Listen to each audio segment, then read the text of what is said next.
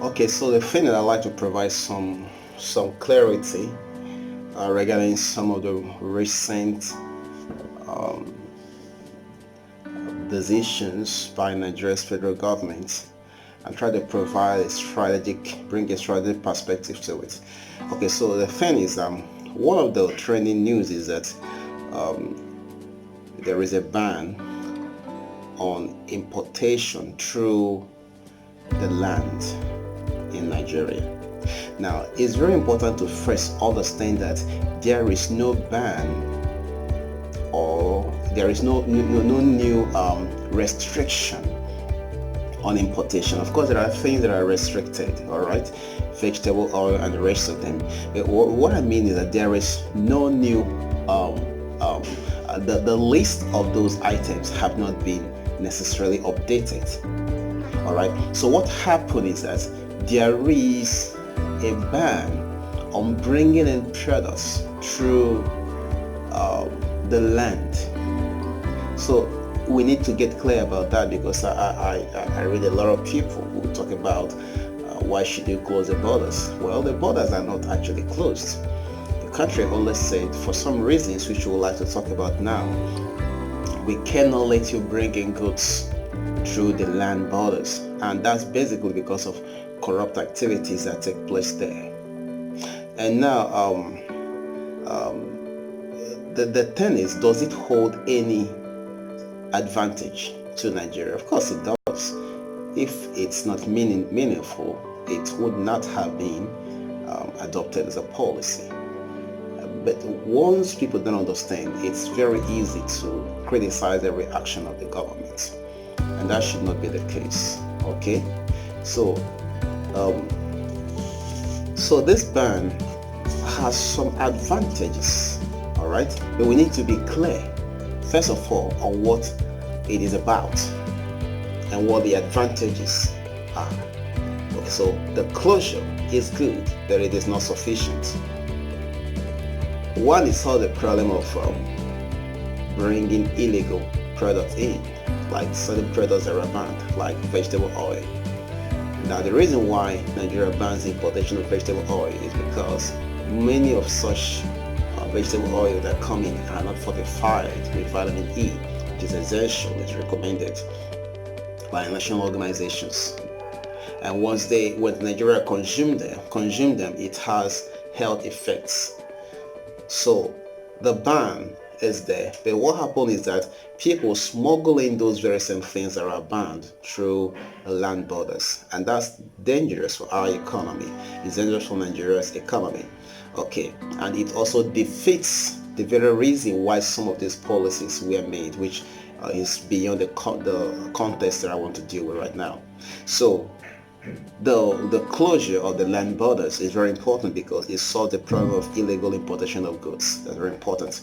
And secondly, it will also help check insecurity, because when you pass through the right channels, all right, the necessary checks can be conducted, and now there can be a determination whether this particular thing you're importing is fit for the Nigerian market. So that's very important. Thirdly is also the surge in revenue, because when you pass through the right channels, you pay the necessary fee and it gets to the government. The thing is, the government of Nigeria cannot solve the problems it is supposed to solve without money.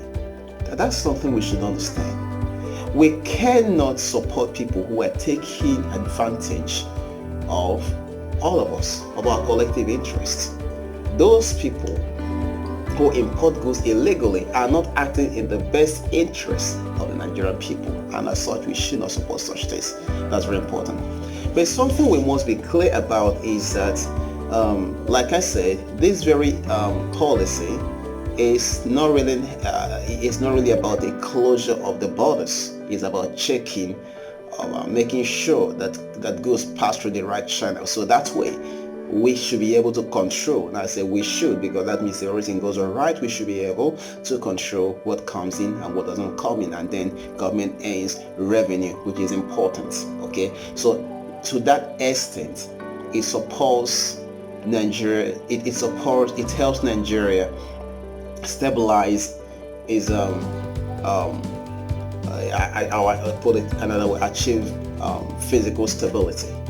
Okay, now physical stability is important, and it's one of the two economic challenges that Nigeria faces. One of them is fiscal stability, and fiscal stability simply means striking a balance between government tax revenue and its expenditure, such that government borrowing does not exceed a certain limit.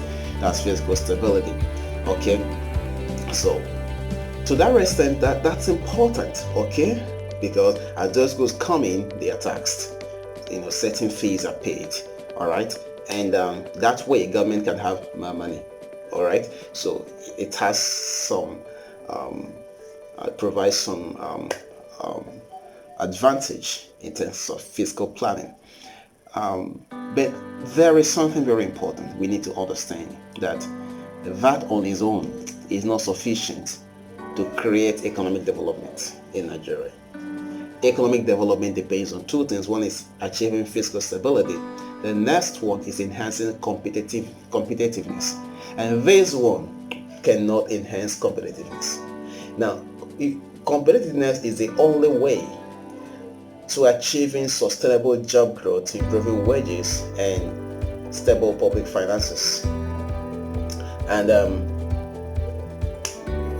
that's the only way you can expect growth in the economy. Now, very quickly, competitiveness is how Nigeria, all right, puts its human capital and natural resources to productive use.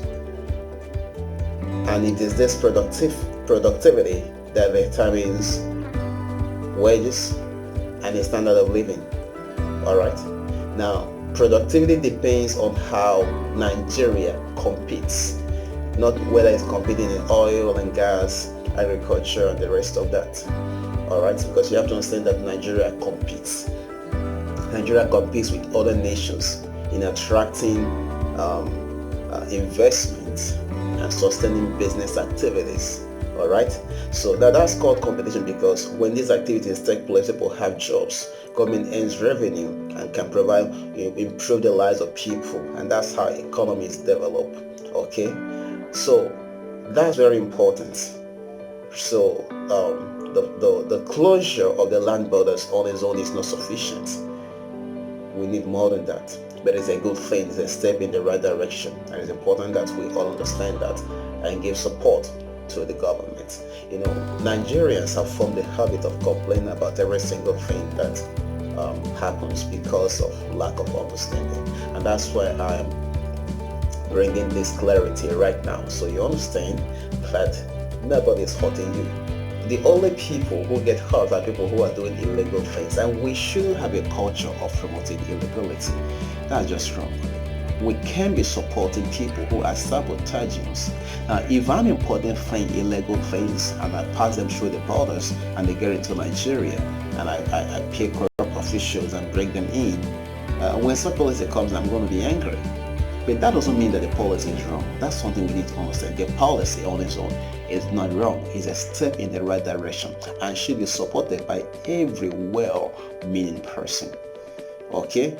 So now, that's a strategic implication of it, because to this extent, in terms of fiscal policy, fiscal stability, to that extent, it is a good thing, but it's not sufficient, because it cannot on its own enhance Nigeria's competitiveness, which is what will really create jobs, all right, and increase revenue and improve living standards in the country.